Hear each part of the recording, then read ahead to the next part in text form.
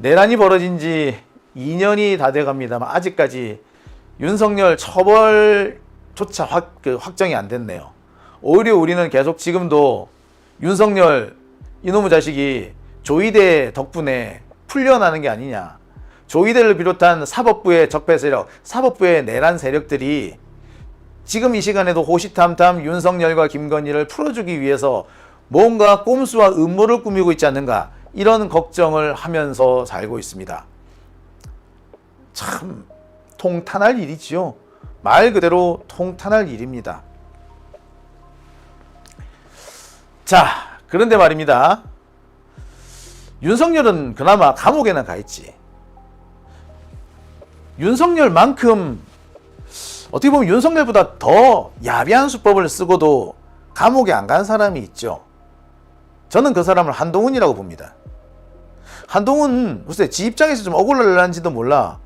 윤석열이가 만들었다는 그 이른바 수거 명단에 한동훈이 있었대잖아. 그래서 한동훈이 잡아오라 그랬다며, 총을 쏴서 죽인다 그랬다며. 그렇기 때문에 한동훈 진짜 좀 억울한지 모르겠어. 근데 말이야, 한동훈 억울할 거 하나도 없어요. 왜? 나중에 윤석열이 계엄에 실패하고 난 다음에 이른바 계엄 후속 작업, 수습 작업에 한동훈이 참여했죠. 그러면서 사실상 한동훈이가 윤석열로부터 권력을 인수인계 받으려고 했었습니다. 아니, 내란을 저지른 윤석열을 살려주는 대가로 윤석열이 가지고 있던 권력을 한동훈이 지가 인수하려고 했다고. 이 역시 내란 가담이죠. 어떻게 내란 우두머리를 살려줄 생각을 합니까? 아니, 살려주든가 말든가 재판에서 결정할 일이지 지가 왜? 자, 한동훈은요, 윤석열을 재판에 넘기지 않고 탄핵도 안 당하게 만들고 대신에 그 대가로 권력을 받으려고 합니다. 이게 뭐예요? 이거야말로 새로운 내란 아닙니까? 그런데 한동훈 처벌을 안 받았어.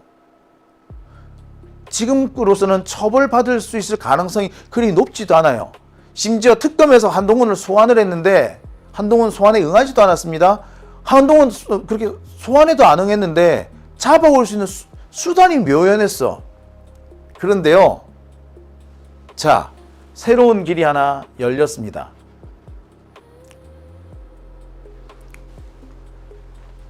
지금 잘하면 한동훈도 윤석열처럼 감옥에 보낼 수 있는 길, 그 길이 열렸다. 자, 그렇게 말씀을 드리고 싶네요. 자, 여러분 혹시 이 기사 기억하십니까? 종합특검에서 수사라는 걸 했는데, 수사를 해보니까 계엄 직후에 이른바 당정대 회의라는 걸 했다 그러잖아요.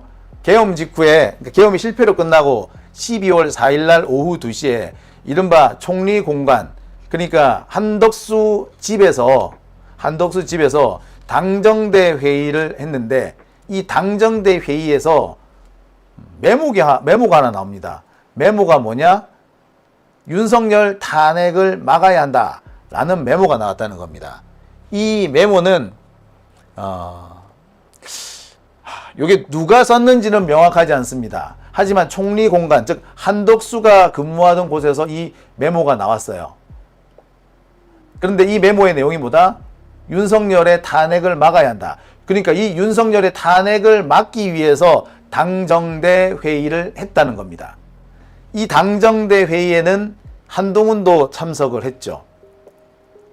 자, 이야기 출발은 여기서 시작합니다. 당정대 회의인 거죠. 그러니까 계엄이 실패로 끝나고 바로 그 다음날 오후에 열린 당정대 회의에서 윤석열의 참모들, 소위 말하는 윤핵관들은 한동훈을 데려다 놓고 탄핵을 막아야 된다. 탄핵을 막으려면은 한동훈, 네 협조가 꼭 필요하다. 자, 대신에 네가 협조해주면 윤석열은 조용히 퇴진을 시키고, 자연스럽게 퇴진시키고 그 자리를 너한테 넘겨줄게. 뭐 이렇게 합의를 본 거예요. 이 합의를 어디서 했다고? 한덕수 공관에서 했다고. 당정대 회의라는 건 결국 뭡니까? 내란을 은폐하려고 하는 시도였죠. 달리 말하자면 내란을 다시 한번 시도할 수 있게끔 길을 열어두는 그런 회의였을 수도 있습니다. 윤석열을 죽이지 않고 살려두겠다는 거야. 탄핵을 안 하겠다는 거야. 자진 사퇴를 시키겠는데 탄핵은 안 한다는 거야. 근데 윤석열이 자진 사퇴를 안 하면 어떻게 될 거야? 예. 그럼 다시 2차 계엄을 할 수밖에 없는 상황이야. 달리 말하자면 이 당정대 회의는 사실상 윤석열을 살려서 새로운 계엄, 새로운 내란을 일으킬 수 있도록 여지를 마련해주는 바로 그런 자리였습니다. 따라서 이 당정대 회의는 이 자체로도 이미 내란인 겁니다. 이 자리에 한동훈이 참석을 했어요. 한동훈도 내란 주요 임무 종사가 되는 겁니다. 그런데 한동훈 아직까지 수사 자체를 안 받아. 심지어 특검에서 오라고, 조사받으러 오라고 했는데 오지도 않았어. 여기서 이 메모 내용을 보겠습니다. 앞서서 윤석열 탄핵을 막아야 된다라는 그 메모는 박성재 메모라고 합니다. 박성재가 남긴 메모래요. 이 박성재 메모 안에 뭐가 있느냐? 윤석열 탄핵을 막아야 한다라는 내용이 들어있는 거죠. 그러면서 뭐라고? 이 윤석열 탄핵을 막는데 국힘당 지도부들이 대거 가담을 했다라는 의미가 됩니다. 이 말은 뭡니까? 정당 해산 심판 빼박이지. 충격적인 박성재 메모의 내용은 뭐라고요? 윤석열 탄핵을 막아야 한다라는 내용인 거야. 왜 막겠다는 거야? 그래야지 국힘당이 정권을 계속 유지할 수 있는 거죠. 윤석열이 탄핵을 당하면 국힘당 정권을 잃는 거는 시간 문제고 뒤이어 벌어지는 대선에서 이길 가능성도 없어요. 그러니까 윤석열을 조용히 퇴진을 시키는데 질서 있게, 지들 표현을 하자면 질서 있게 퇴진을 시키고 그 빈자리는 한동훈이 맡는다. 그렇게 그 상태에서 대선을 치르면 지들이 이긴다. 그래서 한동훈 지가 대통령이 된다. 뭐 요 계산을 했던 거예요. 그게 다 어디 들어간 내용이다? 박성재 메모에 들어가는 겁니다. 이거야말로 진짜 새로운 내란이죠. 자, 아까도 말씀드렸습니다만 이 윤석열 탄핵 저지 프로젝트에는 한동훈이 가담을 해요. 한동훈이가 가담을 하면서 당시 현직 검사들이 대거 가담을 합니다. 당시 그때 만들어진 관련 자료들이 있죠. 탄핵을 막고자 하고 그 자료가 지금도 윤석열 재판 그리고 앞서서 윤석열 탄핵 심판에 그대로 활용이 됐습니다. 진짜 잘 만들었던 모양이죠. 내용은 그래요. 계엄은 대통령의 고유 권한이기 때문에 선포를 할지 말지는 전부 다 대통령 권한이다. 이 상황이 계엄을 선포할 상황인지 선포 안 할 상황인지 그 판단도 대통령 마음이다. 그러니까 그냥 계엄 상황이 아닌데도 계엄령 선포하는 거 그것도 대통령 마음이야 이거지요. 개소리입니다. 근데 그런 논리를 펴요. 심지어 절차상 하자가 있다 하더라도 그게 직권남용일 수는 있겠지만 내란은 아니다. 뭐 이런 내용들이 포함됩니다. 이게 다 뭡니까? 지금 윤석열이가 법정에서 하고 있는 내용 그대로죠. 그 얘기가 맨 처음 어디서 나온 거라고요? 예, 당정대 회의에서 박성재 메모를 통해서 만들어진 그거였고 바로 그 과정에 한동훈이 가담을 해서 결국 한동훈이 가담함으로써 현직 검사들이 아무런 부담 없이 대거 참여했다 이겁니다. 여기서 보시다시피 한동훈 내란에 실질적으로 가담을 한 거예요. 이걸 내란 가담이라 그러지 뭘 보고 내란 가담이라 그러겠습니까? 그지요? 그렇습니다. 그런데 왜 한동훈은 조사도 안 받았을까? 왜 특검은 한동훈을 조사도 안 했을까? 자, 이 얘기는요, 박성재 판결문에도 나옵니다. 여러분 보고 계시는 이 자료는 박성재 징역 25년이 선고되고 난 뒤에 재판부가 설명 자료로 배포한 내용입니다. 여기에 보면은 이런 내용들이 있어요.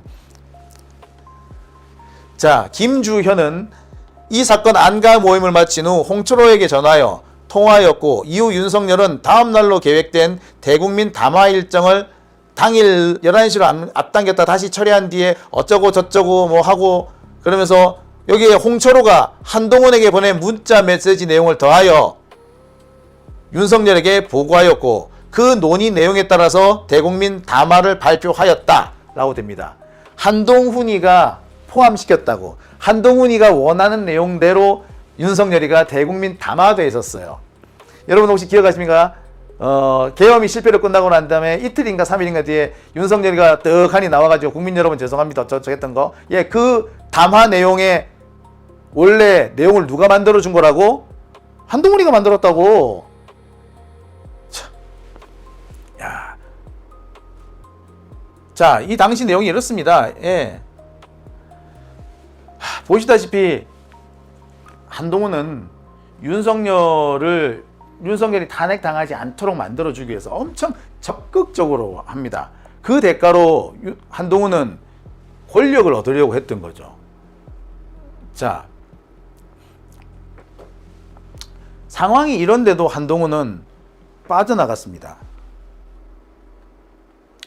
이때 당정대 회의에 윤석열의 탄핵을 막아주는 내용, 윤석열의 탄핵을 막아야 한다, 그런 내용이죠. 그 내용에 한동훈도 참여하고 윤석열도 추경호도 참여하고 뭐 김주현도 참여하고, 심지어 그 자리가 어디서 열린 자리야? 예, 한덕수 총리 공간에서 열렸지. 그러니까 한덕수도 참여했겠네, 그죠? 그 내용이에요.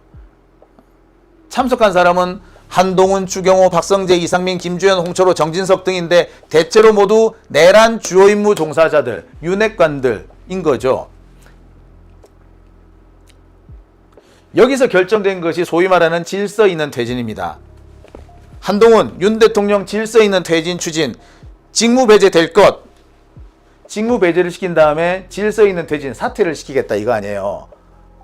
그리고 그 빈자리는 누가 메꾼다? 한동훈 지가 메꾼다, 이거야. 그러면서 뭐라고 한다? 국무총리가 한동훈이지, 협의해서 국정 운영을 차질 없이 챙기겠다.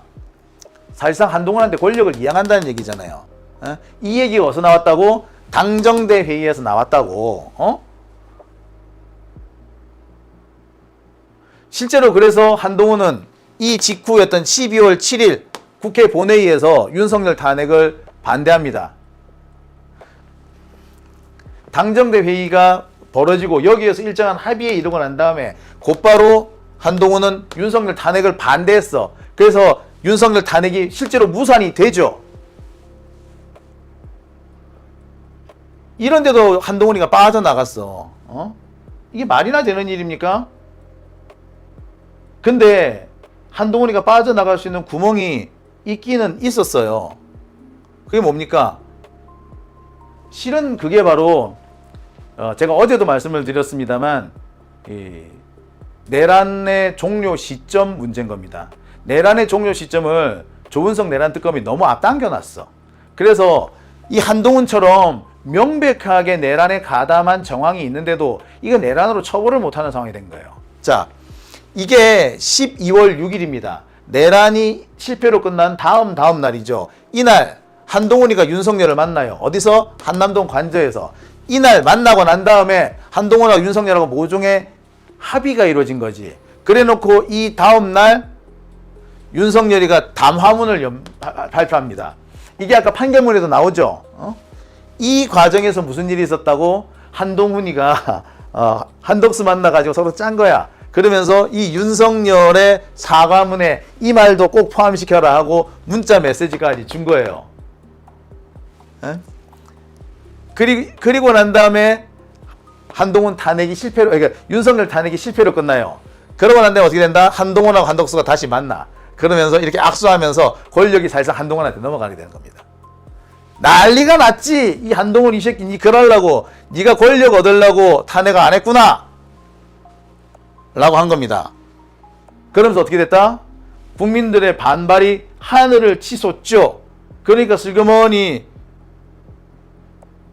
윤석열하고 한동훈하고 거리가 벌어지기 시작합니다. 윤석열은 한동훈하고 합의를 해놓고도 한동훈이가 못 믿어봤던 것 같아. 그러니까 슬그머니 발을 빼죠. 그러면서 윤석열, 한동훈, 한덕수 이 사이에 야합이 깨진 거예요. 그리고 12월 14일 날 결국 윤석열 탄핵이 통과된 겁니다. 당시 소위 말하는 친한계, 친한동훈계 의원들이 윤석열 탄핵에 찬성표를 던지는 바람에 그래서 갑자기 윤석열이가 탄핵 당한 거잖아요. 그때 사실 탄핵 안 당할 가능성이 엄청 컸었어. 기억하시죠? 우리 8표가 모자라니 뭐 어쩌니 많이 했었잖아. 근데 그 8표가 결국 어디서 나옵니까? 한동훈 친한계 의원들한테서 나왔어. 이게 12월 14일이었거든요. 근데 그 앞에 일주일 전에, 그때 우리 기억하시죠? 윤석열 탄핵을 2번 시도했던 거. 12월 7일 날 한번 시도하고 12월 14일 날 시도를 했었어요. 근데 12월 7일은 실패로 끝나. 근데 알고 봤더니 그 전후에 한동훈이가 윤석열이하고 뒤에서 야합을 해가지고 지가 권력을 넘겨받기로 하고 윤석열 탄핵에 협조를 안 한 거 아니야. 그랬는데 그 뒤에 일이 뭔가 어그러졌던 모양이죠. 그래서 12월 14일 날에는 한동훈이가 윤석열 탄핵에 협조를 하죠. 그러면서 윤석열이 탄핵이 된 겁니다. 그러니까 한동훈은 그 사이 며칠 동안 한동훈은 윤석열 편에 붙었던 거지. 내란에 가담을 했던 겁니다. 당연히 처벌을 받아야 돼요. 그런데 이런저런 이유를 가지고 지금 빠져나왔던 겁니다. 여러분 최근에 이런 유튜브 썸네일 돌고 계신 거 아시죠? 한동훈 측이 작성한 담화문을 읽었다? 이게 특검에서 폭로했다 뭐 이거예요. 아까 말씀을 드렸죠. 아까 이진관 부장판사의 판결문에도 나오죠. 뭐라고? 윤석열한테 그 담화문 내용을 김주현이가 올려줘. 이렇게 하랍니다. 라고, 이렇게 발표하십시오. 라고 김주현이가 그 사과문을 줘. 근데 그 사과문을 누가 만든 거라고? 한동훈이 만든 거라고. 한동훈이가 이 내용을 꼭 포함시켜야 합니다. 라고 문자로 보냈단 말이야. 그거를 윤석열이, 홍철호하고 김주현이가 보고 사과문에 포함시켰댔잖아. 포함시켜가지고 그걸 윤석열한테 보고했다. 아까 판결문에 그렇게 돼 있죠. 바로 그겁니다. 한동훈은 그 대가로 권력을 받으려고 했던 거지. 야, 교활한 것들이죠. 예. 실제로 한독수하고 한동훈이가 나란히 이렇게 서가지고 담화문 발표하고 했던 거 여러분 기억하시죠? 지금 우리가 많이 잊어버렸는데 정말 아찔한 상황이었습니다. 그러니까 한동훈 얘는 뭐야? 온 국민이 윤석열의 내란에 지금 분노하고 있는데 지는 그 틈을 타서 권력을 지가 챙겨 먹으려고 했던 거야. 사실상 지가 쿠데타 일으킨 거나 다름없죠. 그런데 왜 얘는 처벌을 계속 피하고 있지? 자, 그게 이유가 뭐냐면 바로 내란 종료 시점 때문입니다. 자, 지금 내란이 종료된 시점을 언제로 보고 있느냐 하면은 바로 계엄이 해제된 시점. 조은석 내란특검은 계엄이 해제된 2024년 12월 4일 새벽 6시에 내란이 종료된 걸로 봅니다. 그런데 한동훈이가 윤석열하고 야합을 한 거는 12월 4일 오후 2시 이후죠. 그러니까 계엄이 해제된 이후인 겁니다. 그러니까 내란이 종료된 이후에 한동훈이가 이런 짓을 한 거야. 내란 종료 이후에 이런 일을 한 거기 때문에 이거는 내란으로 볼 수가 어렵다는 거지. 도덕적으로는 비판할 수 있지만 내란죄로 처벌할 수 없는 그런 상황인 겁니다. 폭동 행위가 이미 끝난 상태이기 때문에 이게 내란 가담으로 볼 수 없다. 이게 조은석 내란 특검 등등의 생각 같아요. 이것 때문에 사실 이번에 그 종합특검도 상당히 골머리를 앓고 있습니다. 이거는 전두환 노태우의 12.12 5.18 내란과 관련된 판례 여기에서 나온 겁니다만 사실 12.12하고 12.3은 많이 다르죠. 하나는 성공에 관한 실패했어요.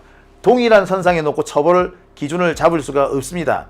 아무튼 계엄이 끝나고 난 다음에 해제된 이후에 벌어진 일이기 때문에 내란 가담이 명백하지만 내란으로 처벌하기가 어렵다. 뭐 이렇게 된 겁니다. 지금 2차 종합특검에서 한동훈에 대해서 이렇게 좀 적극적으로 수사를 하려고 했지만 번번이 실패로 끝난 이유가 이것 때문입니다. 한동훈은 내가 내란에 가담 안 했고 내란이 끝나고 난 다음에 있었던 일인데 왜 나를 오라가라 해? 라고 버티는 거죠. 게다가 이번에 한동훈이 국회의원이 되어버렸지 않습니까? 강제로 끌고 올 수 있는 수단도 없어져 버렸어요. 그러니 어떻게 돼? 종합특검으로서는 닥쳤던 게 하늘 쳐다보는 그런 상황이 된 겁니다.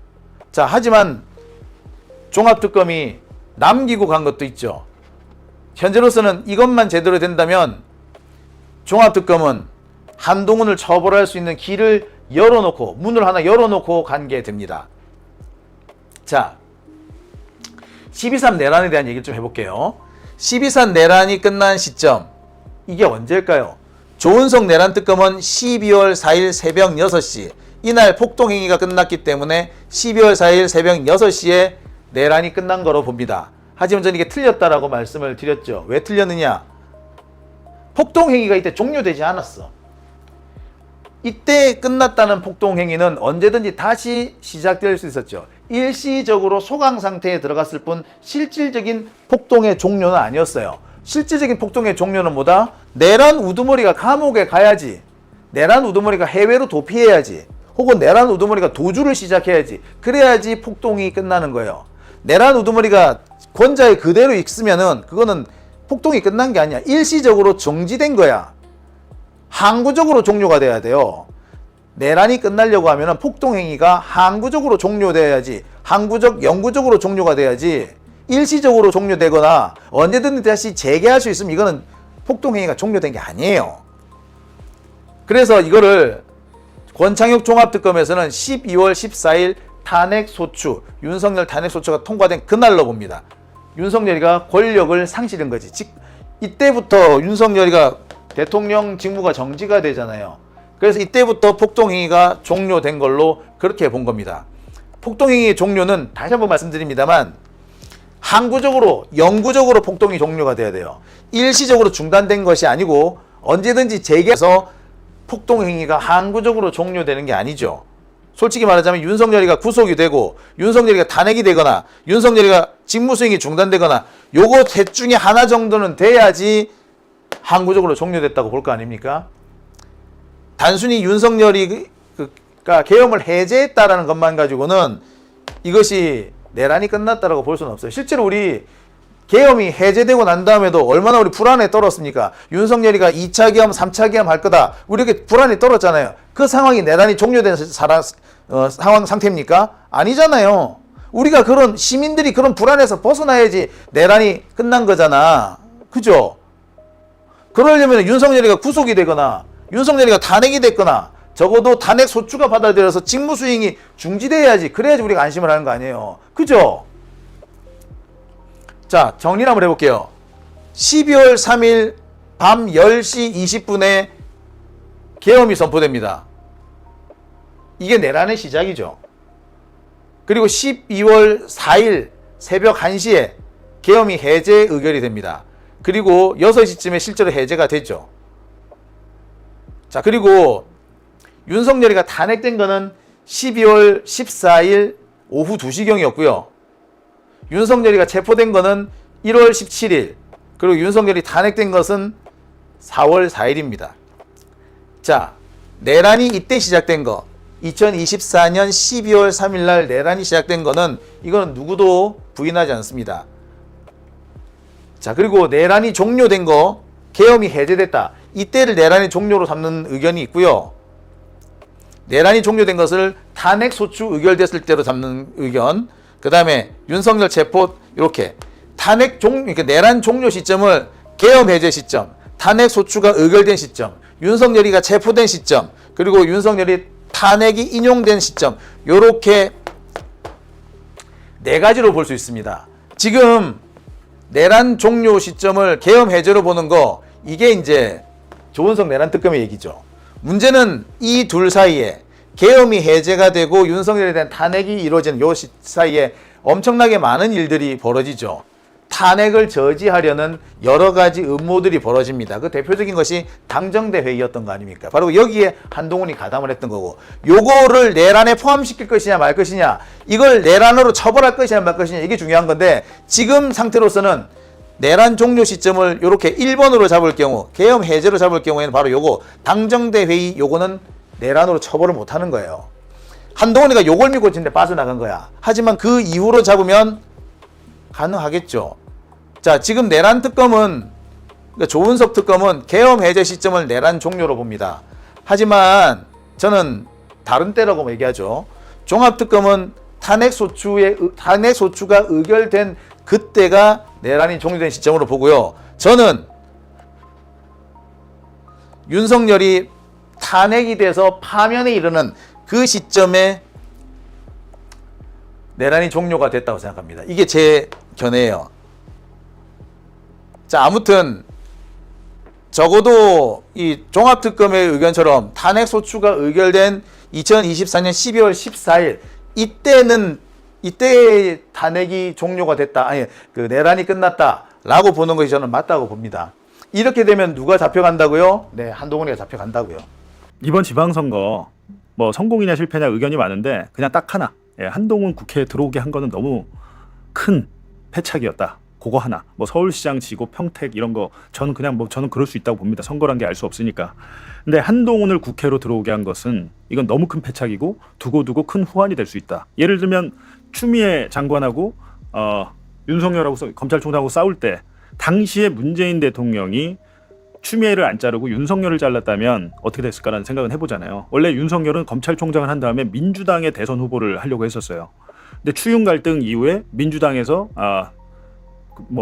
윤석열을 세울 수가 없다 보니까 윤석열이 재다가 국민의힘에 가거든요. 근데 그런 일이 뭐 인간의 삶은 알 수가 없습니다만 이번에 한동훈이 국회에 들어옴으로 인해서 더군다나 면책특권을 갖게 됐잖아요.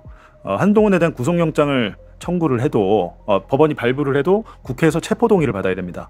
예, 물론 체포동의가 되겠죠. 지금 민주당이 많으니까. 근데 한동훈에게 방탄 갑옷을 지금 입혀준 거나 마찬가지다. 그런 측면에서는 쉽지가 않은데 지금 매일매일 항상 이재명 욕해, 뭐 민주당 욕해, 뭐만 나오면 그냥 뭐 길 가다 넘어져도 이재명 탓을 하고 앉아 있는데 한동훈이 지금 제가 볼 때 용코로 걸렸어요.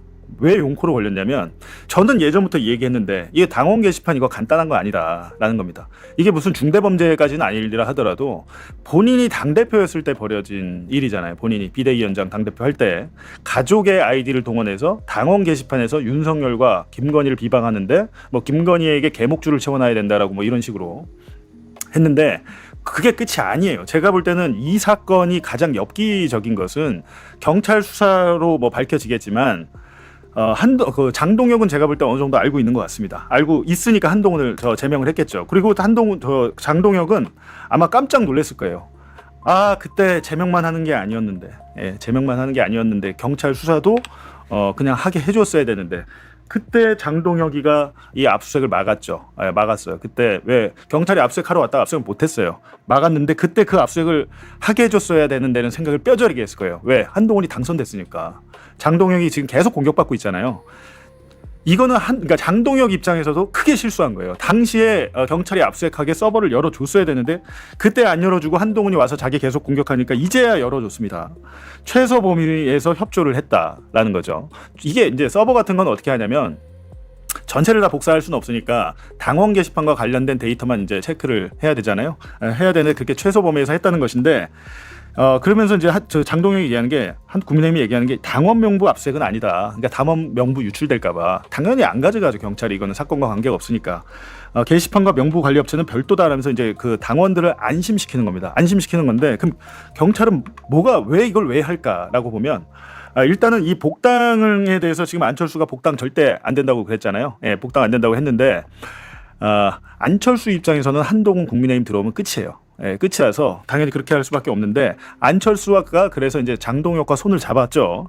근데 2024년 11월 당원 게시판 글 논란이 의혹이 있고 한동훈과 가족명의 작성자를 고발이 됐고 이건 이제 시민단체가 고발이 돼서 수사를 하고 있는 거고 제명이 됐고 친한계는 억울한 징계라고 반발을 하고 있고 반대파는 복당 운동권 586 운동권이 아니고 아주 이름을 잘 지었습니다. 복당 운동권을 배제시키겠다. 한동훈 복당 안 된다라고 하는 건데 한동훈은 제가 볼 때 복당이 문제가 아니고 이게 제가 볼 때 어떻게 번질 수 있냐면 이건 제 이제 예측입니다. 예측인데 친한계에서 복당 막으려고 뭐 국민의힘에서 경찰 수사를 방관하고 있다라고 주장을 하는데 당연히 방관을 하죠. 걔들은 방관이 아니라 협조를 하고 있죠. 협조. 이게 정확하죠. 협조를 하고 있고 압박용 수사다라고 하는데 압박용 수사가 아니고 시민단체 고발이 들어왔으니까 경찰이 확인하고 있는 거죠. 근데 한동훈이 여기에 대해서 뭐라고 하냐면 한동훈의 입장은 우리 가족이 쓰지 않은 것까지 우리가 쓴 걸로 덤태기를 씌웠다 장동혁이. 그리고 그 전에 얘기한 걸 보면 뭐 칼럼이나 기사 같은 거를 링크를 갖다가 올리고 소개했을 뿐이다라고 주장을 하는데 뭐 예를 들면 김건희에게 개목줄 채워야 된다 이런 것들은 가족들이 쓴 게 아니라는 주장이잖아요. 공정한 수사로 가족글처럼 발표한 조작이 오히려 장동혁 니네가 윤리위원회는 니네가 조작해서 징계한 게 드러날 것이다 라고 큰 소리를 치고 있는데 이거는 그냥 하는 얘기고 제가 볼 때는 이게 가장 중요합니다. 이번 경찰 수사의 핵심은 IP 주소예요. IP 주소가 뭡니까? 그 글을 어디서 썼는지 아는 거잖아요. 이게 가장 중요해요. 가족의 아이디로 글이 올라갔다 뿐이지 5명이잖아요. 뭐 장인 장모, 뭐 아들, 딸 뭐 해가지고 부인까지 해서. 근데 이걸 어디서 썼냐가 중요한 겁니다. 만약에 가족의 아이디를 그 가족이 장모님이 아니면 장인어른 집에서 안 썼어. 아이디는 장인어른인데 접속 위치가 만약에 여의도야. IP를 확인해봤더니. 그리고 일각에서는 이 얘기는 계속 있었습니다. 의원회관 내부에서 이 아이디로 작성됐다는 이야기는 이 사건 처음에 벌어졌을 때부터 기자들 사이에서는 공공연하게 계속 나왔다는 얘기입니다. 그렇다면 이게 어떻게 됩니까? 이 얘기는 뭐냐면 가족의 아이디일 뿐 실제로는 한동훈 혹은 제3자가 작성했을 가능성이 있다라는 겁니다. 지금 경찰이 확인하려고 한 건 이거예요. 수사 과정에서 당연히 이 여부를 따져볼 것인데 이렇게 되면 뭐 어떻게 됩니까? 단순하게 가족이 한동훈을 위해서 윤석열 김건희한테 당하니까 너무 억울해가지고 올렸다. 여태까지 버전은 그거였는데 그게 아니죠. 그게 아니고 그때부터는 조직이 있었고, 그러니까 소위 말해서 게시판 글을 조작하는 아니면 특정 여론을 형성하기 위한 글을 쓰는 집단이 있었고, 그것이 한동훈 가족의 아이디라면 그 제공자는 그 가족이 그 집단과 모른다면 한동훈이 제공하게 되잖아요. 이게 뭐 공작단이 되는 겁니다. 게시글 공작단. 제가 볼 때는 이게 가장 중요하다라는 겁니다. 그래가지고 사실은 이거에 대해서 그럼 장동혁은 모를까? 라는 생각도 들거든요. 자기들은 자기들 서버 좀 해봤을 거 아닙니까? 그래서 따라서 게시글에 어디서 작성이 됐냐가 이번 수사의 핵심이다라는 겁니다. 예. 이거는 제가 볼 때 수사가 오래 걸리지 않아요. 예, 다음 달 안에 끝납니다. 그래서 이 수사는 그냥 하면, 물론 이걸 한 다음에 압수를 하잖아요. 그럼 압수수색물을 디지털 포렌식해서 잘 정리해서 수사 보고서를 만들어요. 수사 보고서, 그 압수물에 대한 수사 보고서를 만들고 그 수사 보고서를 토대로 피의자들 그리고 참고인들을 불러서 조사를 합니다. 그러면 조서를 적죠, 경찰이. 그렇게 하고 아마 이 사건은 워낙 좀 우리 한동훈님이 워낙 큰 인물이니까 경찰에서 기자회견, 수사 결과 발표 기자회견을 좀 했으면 좋겠다라는 겁니다. 만약에 이제 이게 아니고 한동훈 본인의 주장처럼 정말 우리 가족이 덤트기 쓴 거다. 가족들이 그냥 뭐 언론 기사 좀 올렸을 뿐인데 쓰지 않은 글까지 장동혁이가 나 징계하려고 억울하게 누명을 쓰고 내가 제명을 냈다. 그렇게 한동훈 주장처럼 그렇게 되면 복당이 가능하겠죠. 경찰 수사로 된다면. 근데 그 전에도 가족이 그런 것들을 써서 여론이 형성한 것 자체가 부적절하지만 어찌됐든. 근데 제가 볼 때 그렇게 끝나지 않는다는 겁니다. 단순하게 그런 사건이 아닌 것 같고, 제가 더 알고 있고 들은 얘기가 많지만 정확하게 취재로 확인되지 않은 상황에서 그 얘기를 드릴 수는 없고, 하여간에 이 사건에 대해서 조금 아는 기자들 얘기는 IP 주소가 관건이 될 것이고, 그 IP 주소 중에는 의원회관, 국회의원 회관도 있다라는 겁니다. 그렇게 되면 이건 단순한 사건이 아니게 돼요. 댓글 공작단, 게시글 공작단이 되고, 거기에 만약 한동훈이 관계가 있다면 그거는 제가 볼 때 정치 생명이 끝나죠. 그 얘기입니다.